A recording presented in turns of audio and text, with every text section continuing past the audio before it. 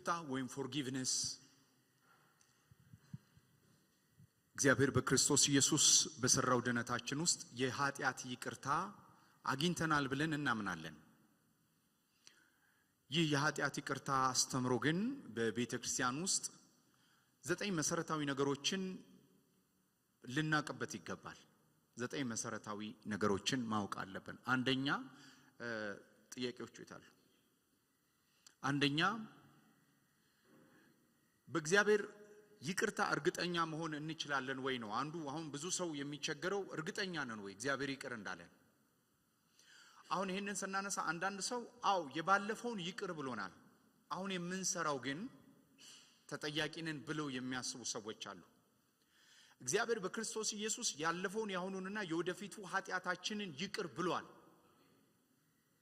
ይሄን ብለን ማመን ካልቻለን የኃጢአት ይቅርታችን ችግር አለው ማለት ነው። በድነት በኩል አግኝተናል የምንለው የኃጢአት ይቅርታ ያለፈው ያሁኑና የወደፊቱ ኃጢአት ይቅር ተብሏል ካላልን የሚያነጣጥረው አማረ ስለሚሰራው ስራ አይደለም፣ ክርስቶስ ስለሰራው ስራ ብቁነት ጥያቄ ውስጥ ሊገባ ይችላል። ደሙ በቂ ነው ወይ ካልን ለየትኛው ኃጢአታችን? ለባለፈው፣ ለአሁኑ ነው፣ ለወደፊቱ?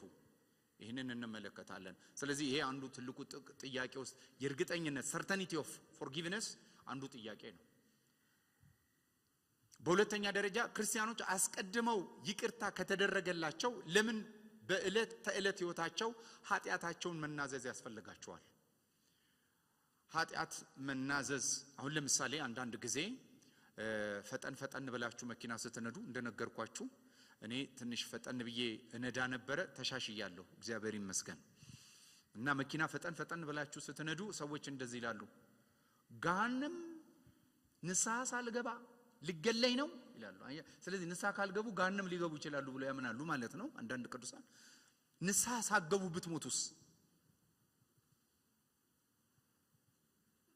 ድንገት በድንገተኛ አደጋ አንዳማኝ ቢሄድ የኃጢአት ይቅርታው ሰርተኒት ያለው ወይስ የኢየሱስ ክርስቶስ ደም ሲደመር የኛ ኑዛዜ ነው የኃጢአት ይቅርታን የሚያስገኘው? ይሄም የክርስቶስ ኢየሱስ ደም በሰው ኑዛዜ ላይ የተደገፈ የሚያስመስል ነገር አለው። ንስሐ ካስፈለገ ምንድነው ንስሐ? ኑዛዜ የምንለው እሱን ነው። ሶስተኛ ኃጢአታችንን እንዴት ነው መናዘዝ ያለብን? ለሌሎች ሰዎች ነው ወይስ ለእግዚአብሔር ብቻ ነው የምንናዘዘው? አንዳንድ ጊዜ የኃጢአት ኑዛዜ ለካህን ካልተናዘዝን ወይም ከኛ ይበልጣሉ ብለን ላሰብናቸው ሰዎች ካልተናዘዝን የኃጢአት ይቅርታ ላናገኝ እንችል ይሆናል ብሎ ሰው ያስብ ይሆናል። ለምን እርስ በርሳችሁ የሚል ቃል አለ። ያዕቆብም ምናልባት አንድ ሰው ኃጢአት ሰርቶ ታሞ ከሆነ ለካህን ይናዘዝ የሚል ቃል አለ። እሱስ እንዴት ነው የሚታየው? ስለዚህ እነዚህ ሁሉ አሉ። በሁለተኛ የጌታችን የኢየሱስ ክርስቶስ የማቴዎስ ወንጌል የተራራው ስብከት ላይ አንዱ ካስተማረን ጸሎት ኃጢአታችንን ይቅር በለን፣ ኃጢአታችንን ይቅር እንደምንል የበደሉንን ይቅር እንደምንል ኮንዲሽናል ይመስላል። ሰዎችን ይቅር ስንል ነው የኃጢአት ይቅርታ ያለው ወይስ እግዚአብሔር በክርስቶስ ኃጢአታችን ይቅር ስላለ ነው ሰዎችን ይቅር የምንለው? ሁለቱም ጥቅሶች ስላሏቸው በሶስተኛ ደረጃ ይሄንን እናጠራለን። አራተኛ እግዚአብሔር ይቅርታን ለተቀበለ ሰው የሰጠው ይቅርታ መልሶ የሚነሳበት ጊዜ አለ። ለምን? ምክንያቱም አሁን ለምሳሌ ብዙ አይታችሁ አታውቁም? ምስክርነቶች፣ የኮሪያ ሰው ምስክርነት፣ እንደገና በአማርኛ የተተረጎሙ ብዙ ፊልሞችና ዩቲዩብ ላይ የተጫኑ መለከታለሁ። ወንድሙን ይቅር ሳይል ሚስቱን ይቅር ሳይል፣ ሚስቱ ይቅር ሳትለው ባል ይቅር ሳይል፣ አባቱ ይቅር ሳይለው እናት ይቅር ሳይል ገሃነም የገቡ ሰዎች ከገሃነም ገብተው ያገኙት ምስክርነት ገሃነም የገቡበት ይቅር ባለ ማለት ነው የሚል ምስክርነት ሰምቻለሁ። ስለዚህ ምናልባት ይቅር ባለ ማለት የተመላለስኩባቸው ጊዜያቶች ድነቴን ሊያሳጡኝ ይችላሉ ወይ ነው? ይቅር ማለት መጽሐፍ ቅዱሳዊ ነው። ይቅር ማለት የአንድ አማኝ ግዴታ ነው። ግን ከድነታችን ጋር ነው የሚገናኘው ወይስ ከምን ጋር ነው የሚገናኘው? ይቅር አለ ማለት ምንድነው በህይወታችን የሚያመጣው? ከቅድስና አንፃር ነው መረዳት ያለብን ወይስ ከድነት አንፃር? ይሄም ሌላው ጥያቄ ነው። ሌላ ይሄንን በምንማርበት ሰዓት ላይ የጎንዮሽ ይቅርታ ደግሞ ልናይ ይገባል። ይቅር ስለተባልን ይቅር ልንል ይገባል። ከሰዎች ጋር ያለን ይቅርታ በቅድመ ሁኔታ የታጠረ ነው ወይስ ቅድመ ሁኔታ የለውም? ለምሳሌ ተመልከቱ። አንድ ሰው ሊያዝንባችሁ ይችላል ወይም ልታዝኑበት ይችላል።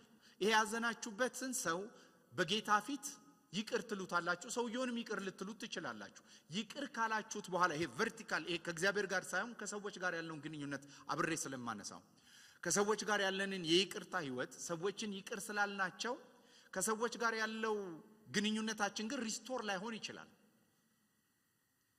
ግን ሪስቶር ባይሆንም ኢሚዲየትሊ ማንም ሰው በክርስቶስ ኢየሱስ አዲስ ፍጥረት የሆነና የዳነ አማኝ ከሰው ጋር ሊኖረው የሚገባው ዕዳ የፍቅር ዕዳ እንጂ በይቅርታ መመላለስ ግዴታው ነው። ስለዚህ ይህንን ከቅድመ ሁኔታ ጋር አንጻር ነው የእርስ በርስ ግንኙነታችን ላይ ያለ የይቅርታ ህይወትን እናነሳለን። ስድስተኛ ኢየሱስ ስለ ይቅርታ ያስተማረው ትምህርት ሆን ብለው በኃጢአት ውስጥ በሚኖሩ ሰዎች ላይ እርምጃ ተግሳጽ እንዲወስድ ካዘዘው ትእዛዝ ጋር እንዴት እናስማማዋለን? ለምሳሌ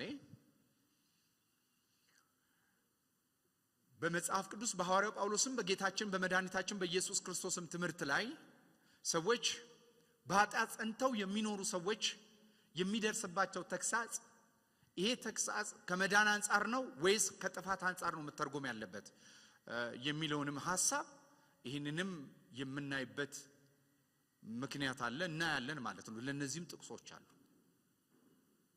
አንዳንዶች በመካከላችሁ ኃጢአትን ስለሰሩ ምን አደረጉ ነው የሚለው በበሽታ ከዛስ በኋላ በሞት የተነሱ ሰዎች አሉ። ይሄንን ማየት ያለብን ከድነት አንጻር ከእግዚአብሔር ድነት ከዘላለማው የማዳን አንጻር እነዚህ ሰዎች በሰሩት ድነታቸውን ከማጣት ጋር ነው ወይስ ድነታቸው? ለምሳሌ ተመልከቱ መጽሐፍ ቅዱስ ምንድነው ነው የሚለው? በእናንተ መካከል በአሕዛብ መካከል የሌላ ኃጢአት ያደረገ ወንድም አለ፣ ስለዚህ ከቅዱሳን ህብረት ተለይቶ ለሰይጣን ተላልፎ ይሰጥ። አንደኛ ቆሮንቶስ ምዕራፍ 5 ላይ ለምን ይሰጥ አለ? ነፍሱ ትድን ዘንድ። ስለዚህ ቅጣት ከድነት አንጻር ነው መረዳት ያለብን ወይስ ከጥፋት አንጻር?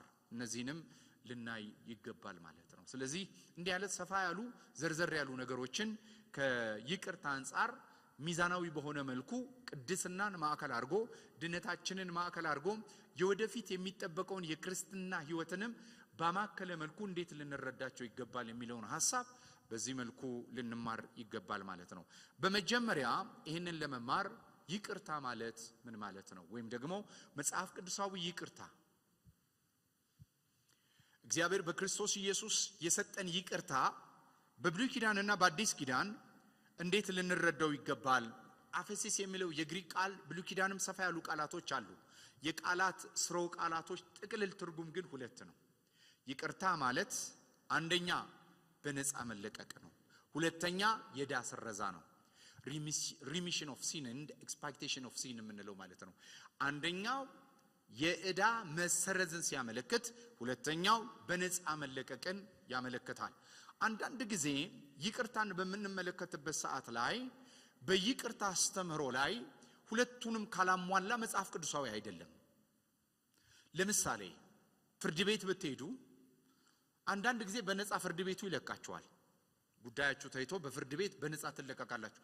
በነፃ ስትለቀቁ ግን ሌላ ችግር ውስጥ ገብታችሁ ብትመጡ ዳኛው ከበፊተኛው ፋይል ነው የሚጀምረው። ስለዚህ የኛ በነፃ መለቀቅ ፋይል ተይዞ የተለቀቀን አይደለንም፣ ፋይል ተቃጥሎ ነው የተለቀቀነው። ይሻሻላሉ ተብለን አይደለም የተለቀቀነው፣ ዕዳ የለባቸውም ተብለን የተለቀቀነው። ይሄ ሁለቱ በጣም ልዩነት አለው። ስለዚህ በነፃ መለቀቅ ውስጥ የዕዳ ስረዛም አለ፣ የፋይል መቃጠልም አለ። ሁለቱን ያማከለ ነው የብሉይ ኪዳንም የአዲስ ኪዳንም ትምህርት። ይሄንን ተርሚኖሎጂ እንድንፈታ ያደረገን የብሉይ ኪዳንና የአዲስ ኪዳን የይቅርታ ጥቅሶችን እንመልከት። አንደኛው ዘሌዋውያን 16 ከቁጥር 8 እስከ 10 የይቅርታ ትምህርት በብሉይ ኪዳን ላይ መሰረቱ ይሄ ነው። ይሄ ክፍል ነው ባይዘው የይቅርታ ትምህርት መሰረቱ ይሄ ነው። በዘሌዋውያን መጽሐፍ ምዕራፍ 16 ከ8 እስከ 10 የእግዚአብሔር ቃል እንዲህ ይላል። አሮንም በሁለቱ ፍየሎች ላይ ዕጣ ይጥልባቸዋል፣ አንዱን ዕጣ ለእግዚአብሔር ሌላውን ዕጣ ለሚለቀቅ።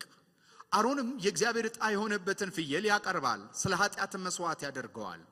የመለቀቅም ዕጣ የሆነበት ፍየል ያስተሰርይበት ዘንድ ለመለቀቅም ወደፊት ምድረ በዳ ይሰደው ዘንድ በሕይወት በእግዚአብሔር ፊት ያቆመዋል። እንግዲህ ይሄ ዮም ኩፐር የሚባለው ወይም ደግሞ የስርየት ቀን ወይም the day of atonement at one moment ሁለት የተለያዩ አንድ አካል የሚሆኑበት ዮም ኩፐር የሚባለው የዕብራይስጥ ቃል የሚውለው በአመት አንድ የሚደረገው የስርየትና የኃጢአት የይቅርታ ቀን በካህኑ ፊት ሁለት ፍየሎች ይመጣሉ። አንደኛው ፍየል ላይ ሁለቱም ላይ ዕጣ ነው የሚያወጣባቸው። ዕጣ ይወጣባቸውና ሁለት ዕጣ ነው የሚወጣው። አንደኛው ለመስዋዕትነት ይሆናል። ዕጣ የወጣበት ይታረዳል፣ ደሙ ለስርየት ይፈሳል። አንደኛው ግን ካህኑ እጁን ይጭንበትና የሕዝቡን ሁሉ ኃጢአት ይናዘዝበትና አዛዜል የምንለው የሜዳ ፍየል ከሕዝቡ መካከል የሕዝቡን ኃጢአት ይዞ ሕዝቡ በማይገኝበትና ሕዝቡ በማይኖርበት ስፍራ ላይ ወደ ሩቅ ቦታ ወደ ምድረ በዳ ይሰደዳል። ስለዚህ ሁለት ፍየል ነው ያለው። አንደኛው ይታረድና ለመስዋዕትነት የኃጢአትና የበደል መስዋዕት ሆኖ ይቀርባል። አንደኛው ፍየል ደግሞ ለምን ይቀርባል አልኳችሁ? ካህኑ እጁን ጭኖ የሕዝቡን ሁሉ ኃጢአት ከተናገረበት በኋላ ከሕዝቡ መካከል ይወጣል። አዛዜል የሚባለው ፍየል እሱ ነው። ከሕዝብ መካከል የወጣ ወደ ምድረ በዳ የተላከ ፍየል ይሆናል። ሁለቱ ነው እንግዲህ የኃጢአት ይቅርታ። አንደኛው ምን ነው የሚያመለክተው? የዕዳ ስረዛ፣ ደም ሳይፈስ ስርየት የለም አይደለም የሚለው። አንደኛው ለዕዳ የታረደ ነው። አንደኛው ግን ከህሊና አንጻር ኃጢአታችሁን በሙሉ ይሄው ተናዘዝኩኝ፣ ይሄው ኃጢአታችሁን በደላችሁን ተሸክሞ የናንተን ጊልቲ የናንተን ኃጢአት ተሸክሞ ፍየሉ ሄዷል። ስለዚህ ፍየሉ ሲሄድ ሲመለከት ከህሊና ሰው ነፃ ይወጣል። በዕዳ ደግሞ ከሚጠየቅበት ከእግዚአብሔር ደም ሳይፈስ ስርየት የለም ካለው ከእግዚአብሔር ደግሞ በታረደው ደም በደም መፍሰስ የኃጢአት ስርየትን ያገኛል። ስለዚህ በሚታረደው የኃጢአትና የበደልን ማሰረዣ ሲሆን አንደኛው ከህሊና አንጻር ነው፣ አንደኛው ደግሞ ከእግዚአብሔር ፊት አንጻር ነው። በደል በእግዚአብሔር ፊት በፈሰሰው ደም፣ በህሊና ደግሞ ከመካከል ወጥቶ በሚሄደው ፍየል የሚያዩ ሰዎች ህሊናቸው ነፃ ይሆናል። ለምን? በደላቸውንና ኃጢአታቸውን ተሸክሞ ከሰፈር መካከል ወጣ ማለት ነው ያ ፍየል። ስለዚህ ይሄ በእነዚህ ሁለቱ መኩል ነው እንግዲህ የኃጢአት ይቅርታ የሚደረገው። አንድም በእግዚአብሔር ፊት፣ ሁለተኛም ከህሊና አንጻር ማለት ነው በአጭር አማርኛ። አንዳንድ ጊዜ ሰዎች በደልን በሚበድሉበት ሰዓት ላይ ያ የበደሉት አካል እንኳን ይቅር ቢላቸው ህሊናቸው ይቅር አይልም። ለምን? ህሊናቸው እስካልተጠበሰ ድረስ፣ ህሊና እስካልደነዘዘ ድረስ ካውንተር አለው፣ ይቆጥራል። አያችሁ? አንዳንድ ሰው በድሏችሁ እንኳን ይቅር ብላችሁት ህሊናው ንጹህ አይሆንም፣ የህሊና ጸጸት ይይዘዋል። ስለዚህ ይቅርታ ማለት ከህሊና አርነት መውጣትም ነው፣ በደል ካደረግንበትም አካል ነፃ መውጣት ነው። አንዱ ለኛ ህሊና ሲሰራ፣ አንዱ ደግሞ ተጠያቂ ሊሆንበት ይሰራል ማለት ነው። ስለዚህ ሁለት ፍየል ያስፈልገው ለዛ ነው። አንዱ ህዝቡ እየተመለከተ ኃጢአቱን ሁሉ እዛ እንስሳ ላይ ተናዞ ከሰፈር ሲያወጣው ህሊናው ያርፋል። ስለዚህ ብዙ ሰው በእግዚአብሔር ፊት የኃጢአት ይቅርታ ትምህርት ስላልተማረ ያላረፈ ህሊና አለው። እግዚአብሔር ኃጢአትን ይቅር ይላል ብትሉት አዎ ይቅር ይለኛል ይላል። ህሊናው ግን ያረፈ አይደለም። ለምን? የጌታችን የኢየሱስ ክርስቶስ ደም ይላል አይደል? ከሞተ ስራ ህሊና ነፃ ያወጣል የሚለው የዕብራውያን 9 ይሄ ነው ሐሳቡ።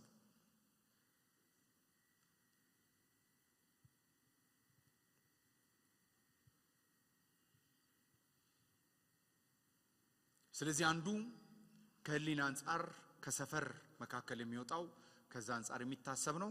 አንዱ ደግሞ በእግዚአብሔር ፊት ስላለን የሚደረግ ነው። ስለዚህ አንዱ ሳቲስፋክሽን ከእግዚአብሔር አንጻር ሳቲስፋይድ የሚያደርግ ደም ነው፣ የምትክ ደም ነው።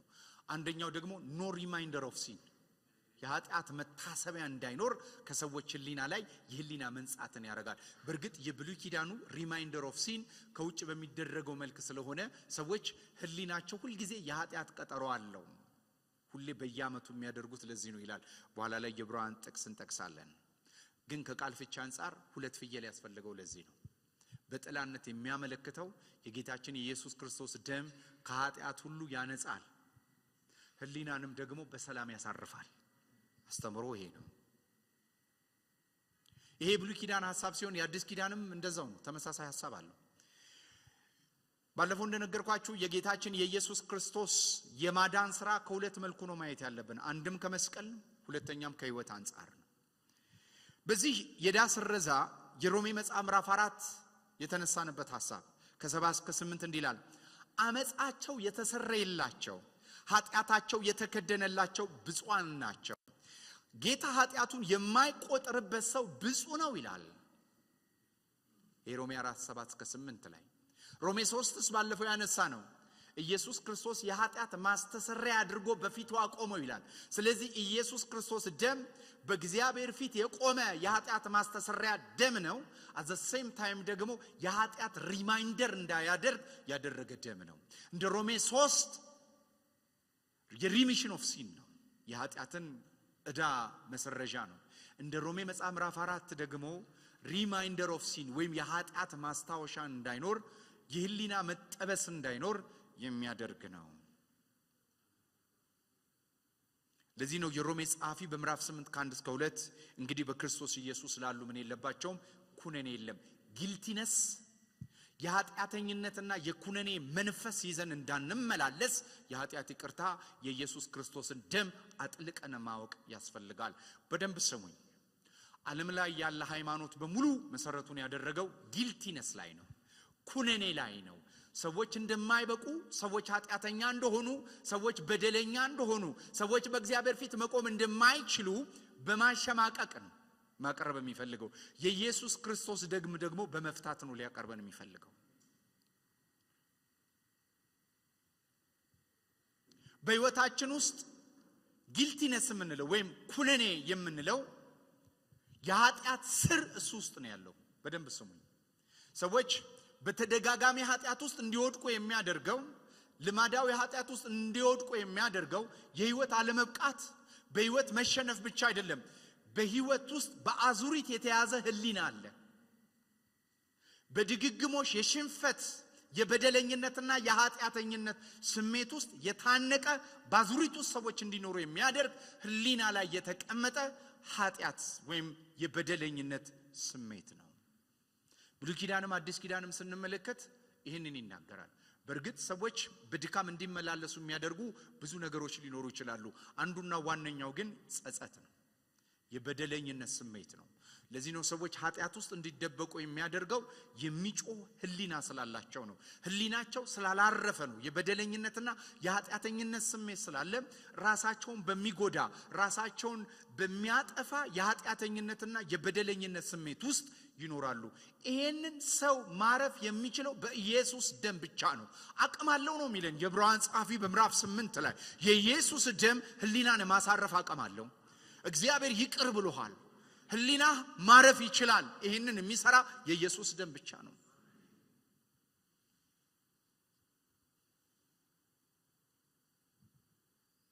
ስለዚህ የኃጢአት ይቅርታ እንዴት ይገኛል ካላችሁ በኢየሱስ ደም ብቻ ነው።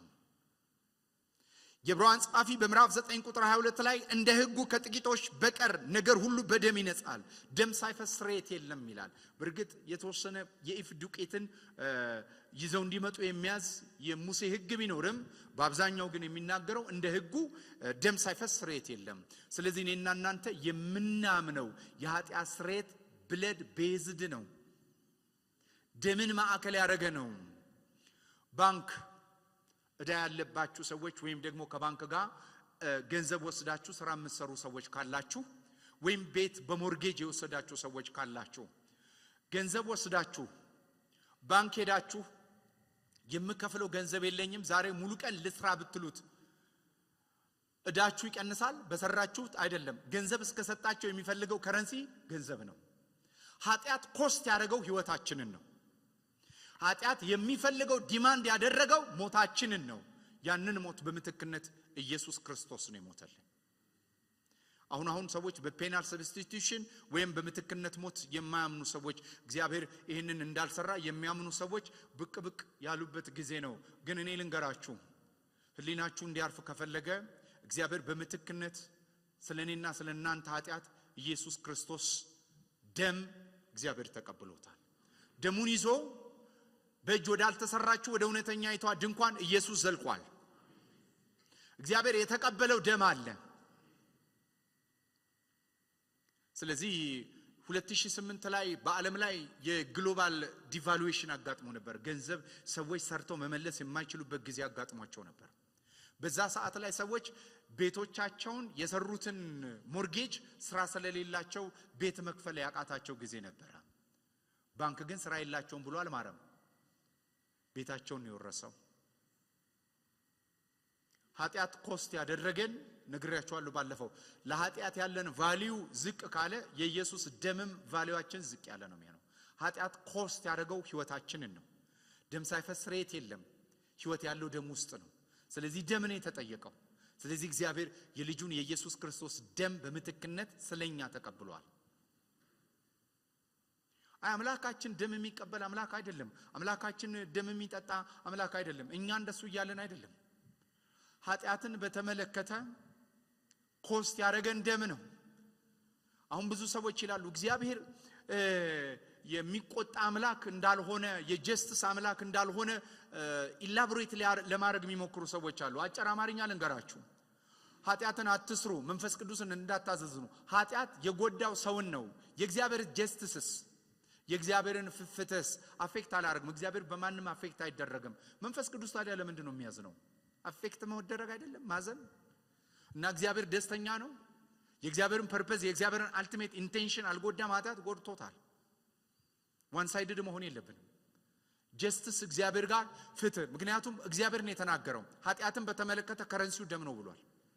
በአጭር አማርኛ ደም ሳይፈስ ስርየት የለም ያለው ማን ነው? እግዚአብሔር ነው።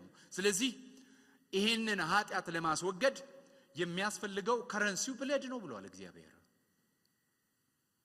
ለዚህ ነው የሮሜ ጸሐፊ በምዕራፍ 3 ቁጥር 25 ቅድም የነገርኳችሁ እርሱ እግዚአብሔር በእምነት የሚገኝ በደሙ የሆነ ማስተሰሪያ አድርጎ አቆመው። ይህም በፊት የተደረገውን ኃጢአት በእግዚአብሔር ችሎታ ስለመተው ጽድቁን ያሳይ ዘንድ ነው። ኃጢአት የተተወበት የእግዚአብሔር ችሎታ የኢየሱስ ደም ይባላል።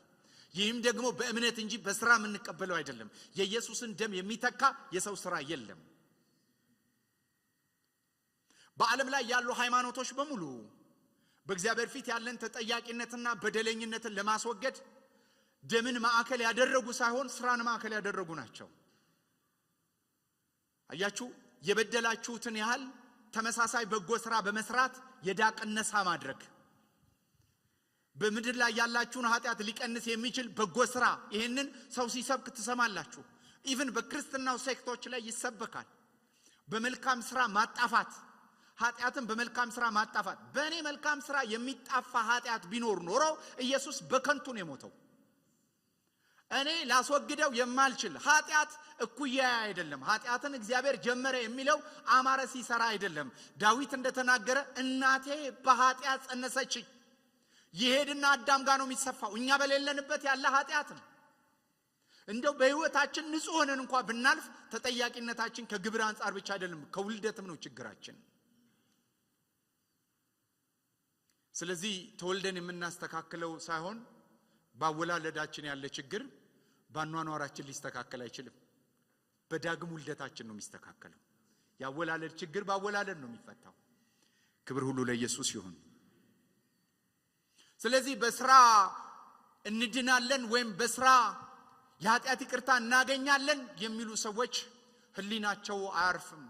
ለምንድን ነው ህሊናቸው የማያርፈው? በሰሩት ስራ ሁሉ ጊዜ ህሊናቸው ኃጢአተኝነትንና በደለኝነት፣ አንተ መልካም ስራ ብትሰራኮ ይሄ ድካም ነው፣ ይሄ በደል ነው፣ ይሄ ነው እያለ ነው የሚነግራቸው። ሉተር አንድ ጊዜ ሲናገር ሰይጣን አንድ ጊዜ ወረቀት አስይዞ የሰራዋቸውን ሁሉ ነገር ነገረኝ አለ። ሁሉን ከጻፍኩ በኋላ ለነዚህ ሁሉ አንድ ደም ፈሷል አልኩታል። አንድ ደም፣ የኢየሱስ ክርስቶስ ደም። ስለዚህ በስራ ማረፍ ለመሞከር ስንጀምር፣ በስራ የኃጢአት ይቅርታ ለማግኘት ስንሞክር ስራችን ፐርፌክት አይደለም። ዛሬ ሊሳካ ነገ ላይ ይሳካ ይችላል። ከዛ በኋላ ደግሞ ጥያቄ ይፈጠር፣ ምን ያህል ብንሰራ ነው ራሱ የሚወገደው? ለምሳሌ አንድ ውሸት በምን ያህል ስራ ሊቀል ይችላል? ለዚህ ነው ሰዎች የሆነ ስራ ሲሰሩ እስቲ እችን ያህል ስግደት፣ እችን ያህል ጾም ይታዘዝላቸዋል። በቂ ነው በቂ አይደለም፣ ህሊና አያርፍም።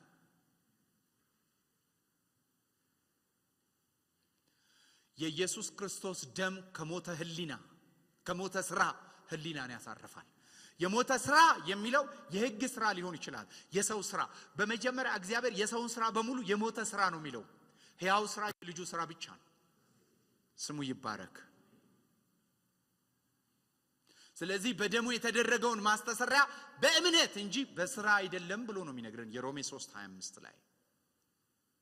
ሁለተኛ በሚስጥራት ላይ የተመሰረተ በሚስጥራት ላይ ቅዱስ ቁርባን በመውሰድ የጌታን ራት በመውሰድ አሁን የጌታ ራት ራሱ ይሄ ዳቦ የምንወስደው ህብስት ራሱ ነው የሚሉ ሰዎች አሉ። ደሙም ራሱ ነው የሚሉ ሰዎች አሉ። እኔ መቼም እያመጡ ሁሌ የጌታ ራት ሲወሰድ እየገደሉ ሊያኖሩት ከሆነ ኢየሱስን አላቀም። ራሱ እንዴት ይሆናል? እሱ በአንድ መስዋዕት ነው የዘላለምን ድነት ያስገኘው። አያችሁ። ስለዚህ ምንድነው የሚለው? ህሊና ይኸው ኢየሱስ በአንድ ጊዜ ኃጢአት መስዋዕት መቅረቡን ያምናሉ። ግን ህሊናችን የሚያርፈው ሁልጊዜ በወሰድን ቁጥር ነው ብለው ያምናሉ። ህሊናን ለማሳረፍ መጽሐፍ ቅዱስ ሁሌ በወሰዳችሁ ቁጥር ህሊናችሁ ያርፋል አይልም። በአንድ መስዋዕት ለዘላለም በአንድ መስዋዕት ለዘላለም ነው የቀደሰን። ስለዚህ የጌታ ራት ራሱ ነው የሚሉ ሰዎች አሉ። እኔ መጽሐፍ ቅዱስን ሳነበው ራሱ ነው የሚል አላነበብኩም።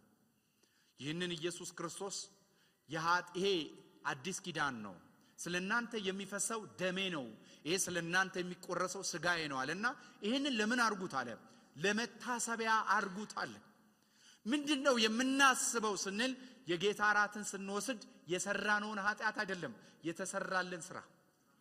እኛ የሰራነው አይደለም፣ ለሰራነው የተከፈለውን ስራ ነው የምናስበው። ጥሩ ምሳሌ ከሆነ ልንገራችሁ። ይሄንን ከዚህ በፊት ተናግሬው እንደሆነ አላውቅም። ዕብራውያንን ሳስተምር አንድ ሰው መድኃኒት የሚወስድ አንድ ሰው የልብ ታማሚ ወይም ደግሞ ደሙ እየወፈረ የተቸገረ ሰው የደም ማቅጠኛ በህይወቱ ዘመን በሙሉ የደም ማቅጠኛ መድኃኒት የሚወስድ አንድ ሰው ልውሰድላችሁ። ሁለተኛ ደግሞ በአንድ የጉበት ህመም ውስጥ የነበረ ግን ጉበቱን ታሞ ደግሞ የዳነ የጉበት ታማሚ የሚወስደውን መድኃኒት ውሰዱ። ይህ የልብ ታማሚ የደም ማቅጠኛ የሚወስደው ዘመኑን በሙሉ በሚወስድበት ሰዓት ላይ ሁሌ የሚያስበው ያን መድኃኒት ሲወስድ የልብ ታማሚ መሆኑንና እድሜ ዘመን በሙሉ መውሰድ እንዳለበት የሚነግረው ነው። አንደኛው ደግሞ አንድ መድኃኒት ውጦ ከዚህ በፊት የነበረበትን የጉበት በሽታ የዳነበትን ሁለቱም ብፌው ላይ ተቀምጦ ቢመለከት ወይም ሁለቱ ኮሜዲኖ ውስጥ አስቀምጦት ብትመለከቱ ከሁለቱም መድኃኒቶችን ሲመለከት በአንዱ መድኃኒት ድነቱን የሚያስታውሳለ፣ በአንዱ መድኃኒት በሽታኛነቱን የሚወስዳለ። የብሉይ ኪዳን የኃጢአት ማስተሰሪያ የእንስሳ በግና የእንስሳ ደም የተሰጠበት ምክንያት በየዓመቱ በመውሰድ በየዓመቱ ታማሚ መሆናችን እንድናስታውስ ነው። ለምን? በጥላነት ሊመጣ ያለውን በአንድ መድኃኒት የሚያድነውን ኢየሱስ ለማሳየት ነው። የጌታ ስም ብሩክ ይሁን። ስለዚህ ነው የጌታ ራት የሴሌብሬሽን ታይማችን ነው። ግን የጌታ ራት እየወሰዳችሁ ፈውስ ሊያልፍ ይችላል። የጌታ ራት እየወሰዳችሁ ተአምራት ሊሆን ይችላል።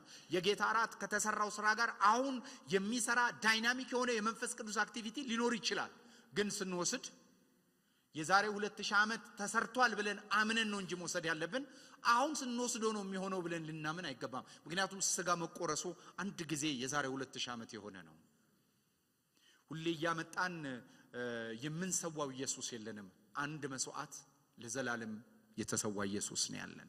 ስለዚህ አንዱ ይሄ የቁርባን አገልግሎትና በተለይ የኢስተርን ትምህርቶች የኮፕቲክስ ትምህርቶች በአብዛኛው የጌታ ራት በሚወሰድበት ሰዓት ላይ በህሊና ውስጥ ያለው የበደለኝነትና የኃጢአተኝነትን ስሜት በዚህ መልኩ ምክንያቱም ኃጢአትን እንደ በሽታ ስለሚቆጥሩት እኮ ነው። በእርግጥ ነው ኃጢአት እንደ በሽታ ነው። ግን የኃጢአት በሽታ የሚፈወሰው እኔ ሁሉ ጊዜ ብሉይ ኪዳን ላይ ያለውን በእባብ የተነደፉትን ሰዎች ነው የሚያስታውሰኝ። ጌታ ኢየሱስ በዮሐንስ ወንጌል የጠቀሰው በእባብ የተነደፉት ሰዎች የነሐስ እባብ በመሰዊያው ላይ አስቀምጥ በመስቀል ላይ አርግ ከተባለ በኋላ ያንን እያዩ ባዩ ቁጥር ነበር የሚፈወሱት። ዛሬ መስቀሉን እያየን እንጂ ቁርባን ላይ አሁን ነው አክቲቭ ነው እያልን እያየን አይደለም። የጌታ ራት ማንወስድባቸው ጊዜያቶች ቢመጡስ? ድንገት አፋችን መውሰድ ባይችልስ? ድንገት ምግብ አመጋገባችን በግሉኮስ ቢሆንስ? የተቀራረበ ምሳሌ ከሆነ ሆነ ነው። እኔ ግን ያመንኩት የዛሬ 2000 ዓመት የተሰራውን ነው። አሁን የምወስደው የዛሬ 2000 ዓመት የተሰራውን ነው። ስወስድ መታሰቢያ ብቻ አይደለም። እሺ መታሰቢያ ብቻ ላይሆን ይችላል። ስንወስድ ፈውስ ተአምራትም ድንቅም ሊያልፍ ይችላል። አላስፈላጊ ኪዳኖች ካሉ ሊሰበሩ ይችላሉ። እርግጥ ነው እግዚአብሔር እንደወደደ ሊሰራ ይችላል። ይሄ ግን በጌታ እራት ብቻ አይደለም፣ በመዝሙርም ሊሆን ይችላል፣ በስብከትም ሊሆን ይችላል። የተለየ የጌታ እራት አምልኮ የተለየ እንዳናደርገው ብዬ ነው። በቃ ሪማይንደር ነው። አይኖቻችንን ከመስቀል አንስተን ዛሬ በመንወስደው ላይ እንዳናረግ እና ቤተክርስቲያን በተለያየ ስደትና መከራ ብታልፍና መውሰድ ባትችልስ? ስለዚህ የመጀመሪያው መስዋዕት በቂ ከነበረ በቂ ነው። ኢየሱስ በቂ ነው። መሰዊያ ላይ መስዋዕት የሆነው የዛሬ 2000 ዓመት የታረደው በግ በቂ ነው። በቂ ነው። እሱ ላይ ነው አይኖቻችን መሆን ያለበት። ሌላ የፕሮቴስታንት ሰርክሎች ደግሞ እኛ ይሄ ኮፕቲክሱ ነው። ፕሮቴስታንት ሰርክሎች ደግሞ ስንመጣ ቅድም እንዳልኳችሁ ኑዛዜ ካላደረግን የኃጢአት ይቅርታችን ሙሉ አይሆንም የሚል አለ። በደንብ ስሙኝ። ሁለት ነገሮችን አንደበላልቅ፣ ሪሌሽንን እና ፌሎሺፕን። ምን ማለት እንደሆነ ልንገራችሁ። መዛመድንና ህብረትን ልንደባልቅ አይገባም። ለምሳሌ አንድ ልጅ ከእናትና ከአባቱ ሲወለድ ምን ይኖረዋል? ዝምድና ይኖረዋል፣ ወይም ሪሌሽንሺፕ ዲቨሎፕ ያደርጋል። በመወለድ ይገባል። ይህ በመወለድ የገባው ልጅ ግን አባቱን ይበድላል፣ እናቱን ይበድላል። እናትና አባቱን የሚበድለው ግን በይቅርታና አይደል ህብረቱን ማደስ ይችላል። ህብረትና ዝምድና ግን ይለያያል። ዝምድና በመወለድ ነው የሚመጣው። ህብረት ግን ሁሌ በይቅርታ ይመጣል። ከእግዚአብሔር ጋር ያለንን ህብረት በንስሐ እናድሳለን። ከእግዚአብሔር ጋር ያለንን ዝምድና በመወለድ ነው ያገኘነው። አሜን። በመወለድ ነው ያገኘነው። ግን ንስሐ የሚያስፈልገው አማኝ ከእግዚአብሔር ጋር ካለ ህብረት አንፃር እንጂ ከእግዚአብሔር ጋር ለዘላለም ከመኖር አንፃር አይደለም። ከእግዚአብሔር ጋር ለዘላለም የምንኖረው በኑዛዜ በተባለ ግንኙነት አይደለም፣ ህይወት በተባለ ግንኙነት ነው። እሺ አንድ ልጅ ከአባቱ ጋር አብሮ ይኖራል። ያቶንትና ልጅ አይደለውም ብሎ ጎዳና ወጣ፣ ወይም ከአባቱ ጋር ያለውን ህብረት ተወ። ሄዶም በጋዜጣ አውጆ የአባቱን ስም አስለወጠ። ዲኤንኤው ይለወጣል? መልኩስ? አፍንጫው መልኩ ይለወጣል? አቶንትና ላልመስልም ቢል ሰርጀሪ ቢሰራ እንኳ ጄኔቲካል ሴታፑ ግን አይሉ። እኔና እናንተን እግዚአብሔር በእንዲህ አይነት በአሶሲዬሽን አይደለም፣ በመውለድ የገባንበት ህይወት ነው። የተወለድነው ደግሞ ከማይጠፋ ዘር ነው። በህይወት የገባንበትን ህይወት፣ በህይወት የተሰጠንን ነገር ህብረታችን ግን ሁልጊዜ ሊናጋ ይችላል። በንስሐ እናድሳለን። ይህንን ሁለቱም መደባለቅ የለብንም። ግልጽ ነው። ስለዚህ ንስሐ ለአማኞች ያስፈልጋል። አዎ ንስሐ ግን የሚያስፈልገው ከህብረት አንፃር ነው እንጂ ከዘላለም ህይወት አንፃር አይደለም። የዘላለም ህይወት ያገኘነው ኃጢአታችንን ይቅርበል ብለን አይደለም። እሱን አንዴ ብለናል። ከገባን በኋላ ግን ተወልደን የገባ ነው አይደለም እንዴ? ከኔ ጋር ናችሁ? የእግዚአብሔር ቅዱሳንና ምእመናን ከኔ ጋር ናችሁ ወይ? እሺ ፍርድ ቤት ልውሰዳችሁ። ፍርድ ቤት ወንጀለኛ ቀረበ። አቶንትና አቤት፣ እንዲህ አርገ ሰርታል። አዎ እንዲህ አርገ ሰርታል። አዎ እና ጥፋተኛ ነህ። አዎ አመነ። እና ክቡር ዳኛ ይቅር ይበሉኝ ቢል ይቅር ይለዋል? በኮንፌሽን አይደለም፣ በብለድ ነው ኃጢአት ይቅር የተባለው። በኑዛዜ ብዛት ይቅር የሚባል ኃጢአት የለም አባቴ። ኃጢአት ይቅር የሚባለው በኑዛዜ አይደለም፣ በደም ነው። ደም ሳይፈስ ሬት የለም። ወደ ደም ነው መመለስ ያለብን። ደሙ ላይ ነው አይኖቻችን መቀመጥ ያለባቸው። ግን ኑዛዜ ያስፈልግ ምን ያልነው አላልንም። ኑዛዜ ያስፈልጋል፣ ንስሐ ያስፈልጋል። ለምን? ህብረትን ለማደስ። በይቅርታ ህብረት ይታደሳል። የዘላለም ህይወት ግን በደም ነው የሚገኘው። በደም ደም ሳይፈስ ሬት የለም። ግልጽ ነው አሁን ሊያያችሁት። ስለዚህ ሁላችንም ጋር ነው ችግሩ ያለው። እኛም ጋር ትንሽ ከንስሐ ጋር እንደባልቀው ነገር አለ። እዛም ከጌታ ራት ጋር ከቁርባን ጋር አወሳሰድ ጋር እሷም ጋር የሚደባለቁ ነገሮች አሉ። ሌላ ደግሞ ዓለም ላይ የተመሰረተ ሃይማኖት በሙሉ የዳክለሳ ነው። ክፉ ስራ ከሰራ ተመጣጣኝ መልካም ስራ ስራ ይላል። ክፉን ስራ በመልካም ስራ ባላንስ ለማድረግ ይሞክራል። ክፉ ስራ በመልካም ስራ ባላንስ አይደረግም። ክፉ ስራ በቅጣት ነው ባላንስ የሚደረገው። ትቀጣለህ። ያን ቅጣት ኢየሱስ ወስዶልሃል። እስቲ አሜን። ክብር ሁሉ ለኢየሱስ ይሁን። ሶስተኛ የኃጢአት ይቅርታ ለምን ያህል ጊዜ ነው ያገኘነው? እሱም ነው መጠየቅ ያለበት። የኃጢአት ይቅርታ ድንገት ሊጠፋ ይችላል? ለምን ያህል ጊዜ ነው የኃጢአት ይቅርታችን የሚቆየው?